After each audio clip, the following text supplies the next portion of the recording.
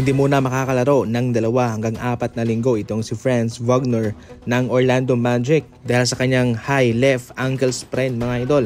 Ang magandang balita rito ay wala pong structural damage sa kanyang kaliwang hita at okay lang siya. Pero syempre dahil nga meron siyang sprain, masakit at namamaga, hindi na muna siya papalaruin ng 2 hanggang 4 na linggo. Magiging okay lang itong Orlando Magic sapagkat sa mga nagdaang season ay nawala din siya. Meron din siyang injury ng mga katulad ng mga ganito, pero nakakaraos din naman sila at kanila pa rin naipapanalo ang kanilang mga laban. Itong Orlando Magic ay kilala bilang balanced scoring team.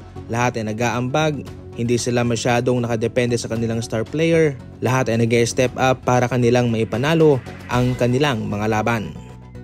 Grabe, kinailangan pa ng Indiana Pacers ng 3 players nila na pumuntos ng lagpas 20 puntos para lang matalo itong Sacramento Kings mga idol.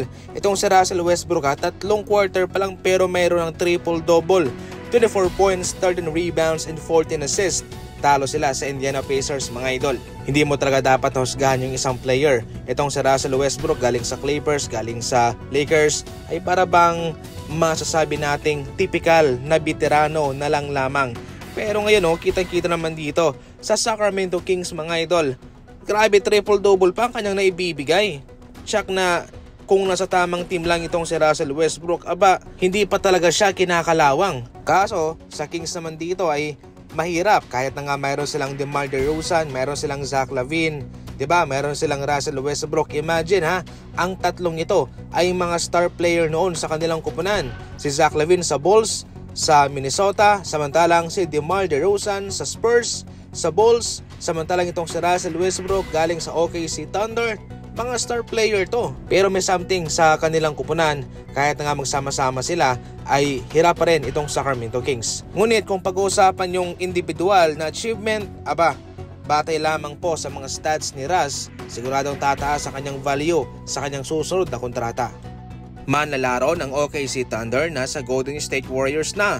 Kanilang pinapirma ng two-way spot o two-way contract itong si Malivai Leons. Siya po ang pumalit kay Alex Tuhey, ang two-way player ng Golden State Warriors. Itong si Malivai Leons ay 6'9" na wing player. Tinamaan kasi ng injury si Alex Tuhey na magre-require sa kanya na mag-recover sa pangkabuang season. Kaya hindi na muna siya makakalaro. Itong si Leons naman ay nag-average ng 15 points and 8 rebounds para sa G League affiliate ng OKC Thunder. Nakasama naman siya sa standard roster ng OKC Thunder at mayroon siyang standard contract. Pero noong nagdaang buwan sa November ay tinanggal na siya sa kanilang kupunan at nasa G League. Magaling tong batang ito kaya kinuha siya ng Golden State Warriors at masusubukan din po siya sa mga susunod na mga laban.